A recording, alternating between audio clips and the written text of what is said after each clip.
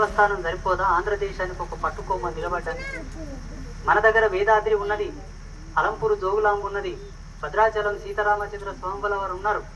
మన దగ్గర పుణ్యక్షేత్రాలు ఉన్నాయి తెలంగాణ ప్రాంతంలో. కానీ అయినప్పటికీ ప్రాశస్త్యమైనటువంటివి కూడా ఇంకా రావాల్సి ఉన్నది భవిష్యత్తులో. అందుకు ఇది ఒక నిదర్శనం కాబోలు వేదగిరి అనున్నది. ఈ వేదగిరి యొక్క మహిమ మహత్తు ఇంకా భవిష్యత్తులో అద్వితీయంగా ప్రసరించబోతున్నది. దానికి మనం అందరం కూడా ఒక దివ్యల వల్ల ఉపయోగపడాలి. ఆ వెలుగుని ప్రపంచమంతా ప్రసరింపజేయడానికి ఆ విధానాన్ని అనుసరించి మనం అందరం ఇక్కడ సమావేశం అయ్యాము. కాబట్టి తప్పకుండా వేదగిరి యొక్క అభివృద్ధిలో మా వంతు అన్ని విధాలుగా మేము కృషి చేస్తామని మీకు మాటిస్తున్నాం.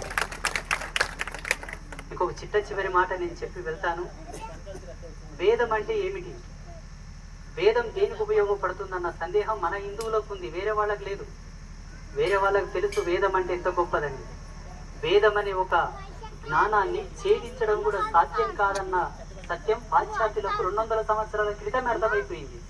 వాళ్ళు వచ్చి విశ్లేషణ చేశారు. కాబట్టి ఇంగ్లీష్ వాళ్ళు, ఇక తురుష్కులకైతే ఎప్పుడూ అర్థమైపోయింది 1200 సంవత్సరాల క్రితమే వేదం అంటే ఏందని. అంతలేందే అప్పుడు వచ్చినటువంటి మొహమ్మద్ గజని వేదాలను ఉర్దూలో ట్రాన్స్లేట్ చేయమని చెప్పాడు. ఎందుకంటే అర్థం చేసుకోవాలని చెప్పేసి ట్రాన్స్లేట్ చేసుకున్నాడు, చదివాడు. చదివిన తర్వాత అర్థమైపోయింది భారతదేశంలో ఈ వేదమాత గనక ఉంటే ప్రపంచంలోనే ఈ వేదం, ఈ సనాతన వీరత్వం, ఈ శౌర్యం, ఈ సనాతన తేజం ప్రపంచాన్ని శాసించగలదని చెప్పి మన వేదాలను, వేద గ్రంథాలను, మన గుళ్ళను, గోపురాలను, ఇటువంటి వాచస్పతులను అందరినీ కూడా సజీవ దహనం చేశాడు నరరూప రాక్షసుడు వాడు.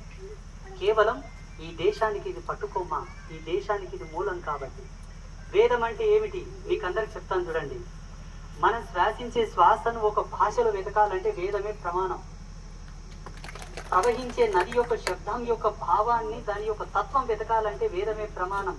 వీచే గాలిలో ఉండేటటువంటి శబ్దం, అంతరిక్షంలో ఉండేటటువంటి శబ్దం, పంచభూతాలలో ఉండే శబ్దం, పక్షులు చేసే శబ్దాలు, జంతువులు చేసే శబ్దాలు, ప్రపంచంలో ప్రసరించేటటువంటి ప్రతి ధ్వని, ఆ ధ్వనికి ఉండేటటువంటి భాష్యం, తర్కం, మూలార్థం, భావార్థం అన్నీ చూడాలంటే వేదంలోనే కనబడతాయి, ఇంకెక్కడ కనబడవు.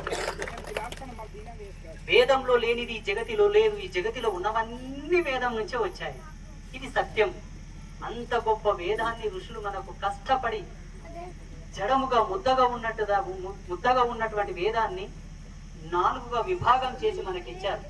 వేదంతో పాటు ఉపవేదములు, ఉపనిషత్తులు, పురాణాలు, ఉపపురాణాలు ఎన్నో మనకిచ్చారు. అర్థం కావాలని తరిగి తరిగి తరిగి తరిగి తరిగి తరిగి తరిగి కింది స్థాయిలో ఉండేవానికి మొదలుకొని అగ్రశ్రేణిలో ఉండేటటువంటి వేదాంతులకు అర్థమయ్యే విధంగా వేదాన్ని సరళం చేసి చేసి మనకిచ్చారు.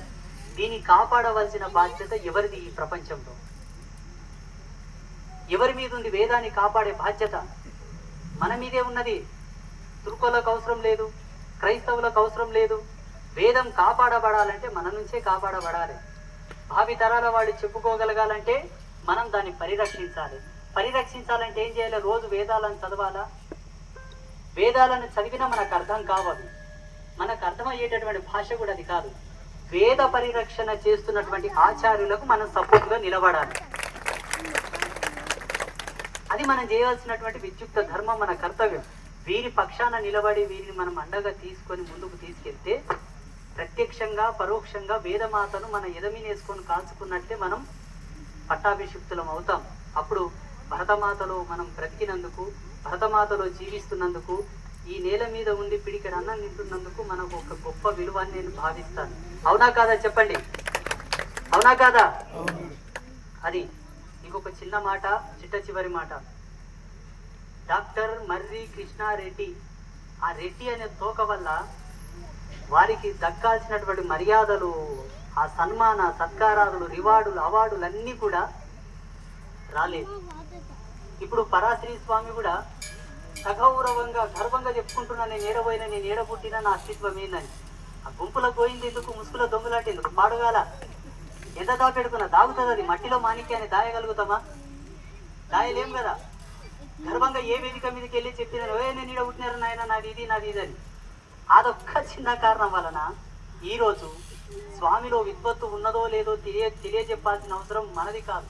ప్రకృతి నిర్ణయిస్తుంది, పంచభూతాలు నిర్ణయిస్తాయి, సత్యమే శరీరం తీసుకొని వచ్చి చెప్తుంది ఎవరిలో ఏ గొప్పతనం ఉన్నదో. ఈ తోకల వలన మహాత్ములను మహితాత్ములను గొప్ప విషయాలను ఎప్పుడే కానీ తూలనాడకూడదు. అవి మనమిచ్చినవి కావు, మన వారసులు ఇచ్చారు, వీళ్ళ పూర్వీకులు శరీరం ఇచ్చారు. కాబట్టి ఆ మాత్రమైన ఘనతను వాళ్ళు చెప్పలేకపోతే అది తప్పవుతుంది. ఆ విధానాన్ని అనుసరించే వారు అది పెట్టుకున్నారు. రెడ్డి అనే ఒక ప్రతిష్టాత్మకమైన బిరుదుంది. దాని వలన చాలా మంది నన్ను ఫోన్లు చేసి అడిగారు. సాక్షాత్తు వేదమాతను అంబాద్రయ్య క్షేత్రానికి తీసుకొచ్చి ఇచ్చారు, వారికి నేను జన్మాంతర రుణపడి ఉన్నాను. ఆ వీడియోని మన యూట్యూబ్లో అప్లోడ్ చేసిన తర్వాత కొంతమంది పెద్ద మనుషులు ఫోన్ చేశారు. గాతంతో నేను వేదాలు మేము లేమా, మేము ఇస్తాం, మాతో పెద్ద పెద్ద వేదాలు ఉండే ఇంకా మంచిగా ఉండవని. మళ్ళీ ఇంటి దినాలు ఏం పని చేసిటివో వారు తీసుకొచ్చిన తర్వాత నీకు జ్ఞానోదయం కలిగిందా అంటే కేవలం ఏంటంటే ఆ రెడ్డి దాని వల్లనే వాళ్ళు స్వీకరించలేకపోతున్నారు. అవసరం లేదు, అవన్నీ పక్కకెట్టరు. ఇంకా ఆ దినం పోయింది. పిల్లి కళ్ళు మూసుకొని పాలు తాగిన దినాలు పోయినాయి. ఈ తోకలు పక్కకెట్టాలే. ఇప్పుడు చేయవలసింది ఏంటంటే బడితే తీసుకోవాలి, ఇక తప్పదు. బడితే తీసుకొని ముందర నిలబడితేనే ధర్మం కాపాడబడుతుంది, లేకపోతే కాపాడబడదు. బాగా గుర్తుపెట్టుకోండి. బ్రహ్మంగారు అప్పుడే చెప్పిపోయిండు, చెప్పలేదంటనకపోయేరు. చెప్పలేదనుకోకురి, మళ్ళా అన్నీ చెప్పేపోతుండ అన్నాడు. ఇప్పుడు నేను కూడా చెప్తున్నా, చెప్పలేదనుకునేరు. కులం అనే తోక పక్కకెట్టుది. ఆ తోక వల్ల మన ధర్మం, మన జాతి, ఈ దేశం, ఇటువంటివి ఎన్ని కోల్పోయామో లెక్కకు లేనన్ని కోల్పోయాం. అంతవరకు ఎందుకు? అద్భుతమైనటువంటి మనుల్లో ఒక మణి, 24 రకాల మనులు ఉండేవి భరతమాత ఒడిలో. అద్భుతమైనటువంటి ఒక మణి, కోహినూరు డైమండ్. ఈ దేశం దాటిపోవడానికి ఎవడు కారణం? పట్ట పగులు 10 మంది చూస్తున్నాగా ఓడమిని ఎక్కించుకొని పోయిండు ఒక ఆయన. ఎవరు? మనమే కారణం. అదే సోమనాథ్ దేవాలయాన్ని ఎన్నోసార్లు కూల్చారు. ఇట్లా మనం చేతులు కట్టుకొని నిలబడి చూసినాం. కారణం ఏంది? ఇటువంటి తోకలు అడ్డం పెట్టుకోవడం వల్లనే అవి జరిగిపోయినాయి. కాబట్టి ఇటువంటివి మనం చిన్న చిన్న మనసులో పెట్టుకోకూడదు. ఇంతకుముందు మన శాసనసభ్యుల వారు, మన ఎమ్మెల్యే గారు అదే మాట అన్నారు. సులభ చిన్న చిన్న మనసులో పెట్టుకోకరని చాలా అద్భుతంగా చెప్పిపోయారు. ఇంకొక చిన్న మాట, మన ఎమ్మెల్యే గారికి ఒకసారి గట్టిగా చప్పట్లు కొట్టండి. మా ఆచార్యులు చెప్పారు, కాళ్ళకు చెప్పులు లేకుండా నేను మన ఎమ్మెల్యే ఇద్దరమే నడిచినాం. అందరు చెప్పులు వేసుకొని నడిచారు ఇంతకుముందు. ఎంత అద్భుతమైన విషయం అది. సరే, మేమంటే పాదరక్షకాలు త్యాగం చేసి 14 సంవత్సరాలు అయిపోయింది. కాంతా కనకములను త్యాగం చేయడంతో పాటు, జన్మను కూడా త్యాగం చేయడంతో పాటు, ఆ పాదరక్షకాలు కూడా త్యాగం చేశాము. కాళ్ళు అనేటివి మోడువారిపోయింది, బుద్ధి కూడా మోడువారిపోయింది. ఎవరేమన్నా పట్టించుకోకుండా అయిపోయింది. దున్నపోతులాగా అయిపోయింది ఆ మనస్సు. ఎందరో ఎన్నో ఫోన్లు చేస్తున్నారు ఈ మధ్యలో. ఏమోపా చాలా గట్టి గట్టిగా మాట్లాడతావు, ఎన్నో తరాల నుంచి మేము నమ్మకాలు పెట్టుకున్నాం, దర్గాలకు పూజ చేయకే, ఎన్నో తరాల నుంచి మా పెద్దలు పీర్ల పనులకు వసూలు చేసిండ్రు, నీవెవరో అబ్బా, నిన్నగాక మొన్న నుంచి మమ్మల్ని చేయొద్దంట మాట్లాడు ఫోన్లు చేసి గట్టిగా మాట్లాడతారు. నేనేమో దున్నపోతులాగా ఏమన్నా ఇష్టం. నా కాళ్ళు మోడు వారిపోయినాయి, నా బుద్ధి మోడు వారిపోయింది. కాబట్టి ఎవరేమన్నా నేను పట్టించుకోను. నేను ఒకటే మాట చెప్పిన. ఆ మధ్యలో తుర్కాయన ఫోన్ చేసిండు, నువ్వు ऐसा कैसा बोलता है, ऐसा कैसा बोलता है, हमारा पीरों में महिमा नहीं बोलता है, हमारे दरगाह में महिमा नहीं बोलता है. అరే భయ్, నీ మహిమలుండని ఏమాడు, నీకు చేసుకోపోరా నాయన, నేనెవడు కాదన్నాడు. తుమ్కో దేఖలేగా ఐసా వైసా ఏవా. అరే నాయన, నేను ఎప్పుడూ నా పిండం నేనే పెట్టుకొని సన్యాసినైనారా నాయన, నీవు నాకు ధమ్కిస్తావా? నీ ఎవరిని బెదిరిస్తున్నారా నాయన? నువ్వు నన్ను ఏమైనా చేస్తే ఆగమైపోనీకి నాకేమో నిల్లుందే, ఇల్లాలుందే, భయమో నాకేమన్నా అయితే నా పెళ్ళం ఏడుస్తుంది, నా పెళ్ళం రెండగాజులు వేసుకుంటుంది, నా పెళ్ళం బొట్టు తుడుదనే భయం ఉందే. అరే భయ్, నేను అంబాద్రాయ క్షేత్రం ఉంటా, ఇప్పుడే రా దా. ఇంత గట్టిగా సవాల్ చేసిన దినాలు ఎన్నో ఉన్నాయి నావి. కేవలం ఎందుకోసం? నాకేం ఎకరా భూమి కబ్జా చేసిన థ్రెడ్ కాల్స్ వచ్చి లేవు, నన్ను బంగారు దోసుకొచ్చిన థ్రెడ్ కాల్స్ వచ్చి లేవు. మీకోసమే థ్రెడ్ కాల్స్ వస్తున్నాయి, నాకు ఇప్పటికి వస్తున్నాయి. మస్తు ఫోన్ చేస్తారు, హమ్ ధరేంగే నై కిసీసే. నేను ఎవరికి బెదిరుకోను.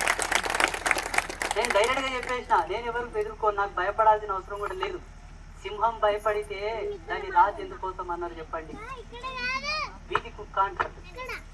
అది నా తత్వం. అలా నడిచి నడిచి నడిచి నడిచి నడిచి కాళ్ళు మోడి పడిపోయినాయి. నేనైతే సునాయాసంగా నడిచాను. చాలా అద్భుతంగా ఫీల్ అయిన గిరి ప్రదక్షిణ చేస్తున్నప్పుడు. నా భూతో నా భవిష్యత్తు, నా భావానికి ఏ వ్యాఖ్య లేదు, ఏ వర్ణన లేదు. ఆచార్యులు నిజం చెప్తున్నా, చాలా అద్భుతమైనటువంటి ఎనర్జీని ఫీల్ అయ్యాను ఇక్కడ నేను. మీ తపస్సు కనబడింది, మీ స్వచ్ఛత కనబడింది, మీ యొక్క నిరీక్షణ కనబడింది, మీ అన్వేషణ కనబడింది. మీ యొక్క తపస్సు వృధా కాదు. మీ యొక్క తపస్సు అద్వితీయమైనటువంటి ఈ క్షేత్రానికి సాకారం కాబోతుంది. భగవతి సాక్షిగా ఇది సత్యం, అగ్ని సాక్షి ఇది సత్యం. వేదగిరి అద్భుతంగా పరిణమిల్లబోతుంది భవిష్యత్తులో. దానికి అన్ని విధములుగా సలహాలు సూచనలు ఇచ్చేటటువంటి కార్యాచరణలో నేను ఉంటాను. మరి మీరందరూ కూడా ఉండాలి. ఉండకపోతే నేను చెప్తా ఇంక అమ్మవారికి ఇప్పుడు వచ్చినట్ల కాదు, మీరందరూ ఉండాలి తప్పకుండా. ఇది ఏ గ్రామ శివార్లో ఉంది? తూంపల్లి వాళ్ళు ఎంతమంది ఉన్నారు? చేతులు లేపురి. మీది మెయిన్ ప్రథమ కర్తవ్యం చూడప్ప. తూంపల్లెళ్ళు ఎవరన్నా వస్తే రారి, వచ్చి నిలబడిరా, నాకు ఫోన్ చేయండి, నేను కూడా వస్తా. తప్పకుండా రావాలి. ఎందుకంటే కొన్ని గుప్తమైన శక్తులు కుట్ర పన్నుతున్న ఈ వేదగిరి మీద మీకు తెలియదు. నా దృష్టికి వచ్చింది, అది తిరుగుతూ ఉంటే నాకు అర్థమైపోయింది. కొన్ని అదృశ్య శక్తులు ఈ గిరిని కబ్జా చేయాలని చెప్పి పన్నాగాలు పన్నుతున్నాయి.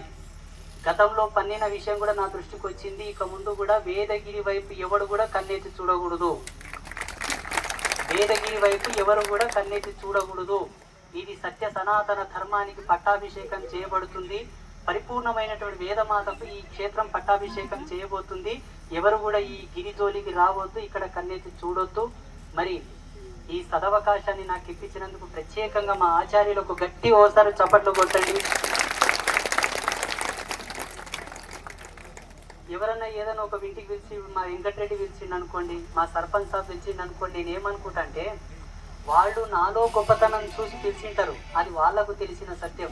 నేనేమనుకుంటా, అమ్మా జగన్మాత, నా తపస్సు నా ఇంటికి ధారపోసేటటువంటి పాత్రతలో నన్ను వాడుకుంటున్నావు, నాకు చాలా ధన్యవాదాలు తల్లి అని నేను అమ్మకు చెప్పే వస్తా. ఈరోజు ఈ వేదగిరి కూడా నన్ను పంపించావు కాబట్టి నా శక్తిని ఇక్కడ ఉపయోగపరిచేటటువంటి పాత్రతలో ఒక చిన్న సమిధగా నన్ను వాడుతున్నావని అమ్మవారికి ఆజ్ఞ ఇచ్చి వచ్చాను.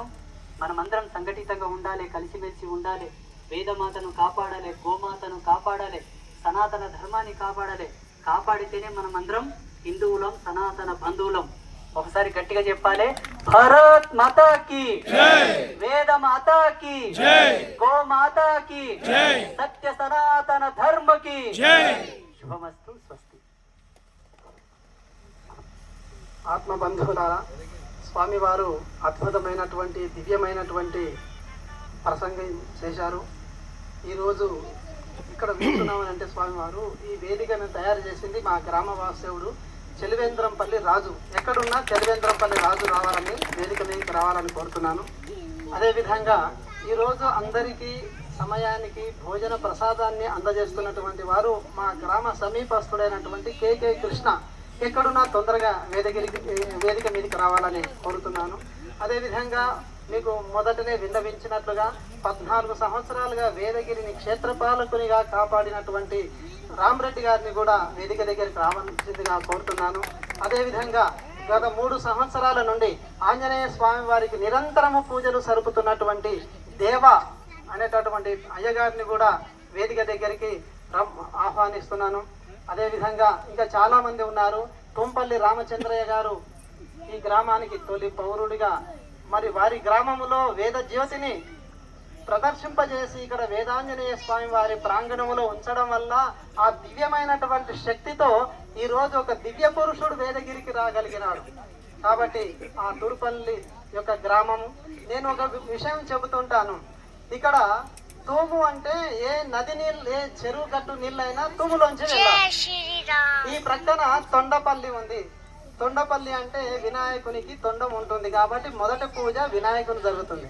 తొండకు వినాయకునికి వాహనము ఎలుక ఉంటుంది. అందుకని ఈ పక్కన స్వామీజీ సహజంగా ఈ వెనకాలనే ఎలుక గూడెం అనే ఒక గ్రామం ఉంది. అంటే వినాయకునికి ఎలుక వాహనం ఉంది.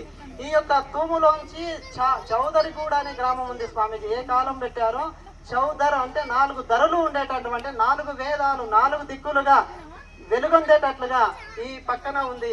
ఇక్కడ అద్భుతమైనటువంటి మర్రి వృక్షం ఉంది.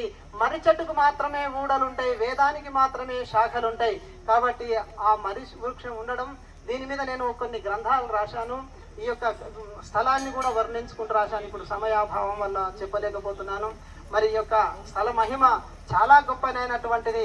నేను ఆ రోజు మొదటి రోజు పరిగెత్తుకుంటూ వచ్చి కూర్చున్న వెంటనే నాలో ఓంకారనాదంతో ఆ యొక్క వేదగిరి అనే పదము నా నోటి నుండి రావడం, ఈ రోజు అద్భుతమైనటువంటి ఈ యొక్క ఇంతమంది మహా ప్రముఖులు రావడం, అనేక మంది గతములో ఎమ్మెల్యేలు, ఎంపీలు, మినిస్టర్లు, గవర్నర్లు, టీటీడీ దేవస్థానం చైర్మన్ గారు ఎప్పుడు 16-17 సంవత్సరాల క్రితమే ఇక్కడికి రావడం జరిగింది. అనేక మంది ప్రజలు ఈ యొక్క మూలము నవాజిరెడ్డి గారు, వనంపల్లి వెంకటరెడ్డి గారు, చౌదరిగూడెంలో ఉన్నటువంటి అనేక మంది ప్రముఖులు ఈ యొక్క వేదగిరిని ఆ కాలంలో కాపాడారు. వారి అందరి యొక్క సహాయ సహకారాలతో దీన్ని పరిరక్షిస్తూ ఈ రోజు గిరి ప్రదక్షిణను ఒక సరిహద్దుగా రోడ్డు తయారు చేసి మీ యొక్క పాదధూళితో దీన్ని పవిత్రం చేసి ఈరోజు ఈ యొక్క వేద యజ్ఞంతో ఈ యొక్క కార్యక్రమాన్ని చేశాము. అదేవిధంగా ఈ యొక్క కార్యక్రమానికి మన తొండపల్లి మల్లన్న గారు, తూంపల్లి యంగన్న గారు అయితే ఆ రోజు ఎంత అద్భుతం అంటే గ్రామంలో మేము ప్రదర్శన చేసి జ్యోతి ప్రదర్శన చేసిన వెంటనే ఆయన అన్నదానం చేశారు స్వయంగా. ఆయన ఇప్పుడు మనం ఎక్కినటువంటి రోడ్డుకు ఆ ఎక్కలేని స్థితిలో ఉంటే 2 రోజులు జేసీబీ యంత్రాన్ని పెట్టి సదును చేశారు. ఈ గిరి చుట్టూ గిరి ప్రదక్షిణకు రోడ్డు తయారు చేసినటువంటి వారు మన లక్ష్మీదేవిపల్లి మోహన్ రెడ్డి గారు వస్తే కూడా దయచేసి వారు కూడా వేదిక మీదకి రావాల్సిందిగా కోరుతున్నాను. ఇక అనేక మంది స్వామీజీ ఈ యొక్క కార్యక్రమానికి సహకరించినటువంటి వాళ్ళు, బండారి రమేష్ గారు, ఇంకా మా నాగిళ్ళ లింగమూర్తి గారు, ఆ దేవాలయానికి మేమందరం కూడా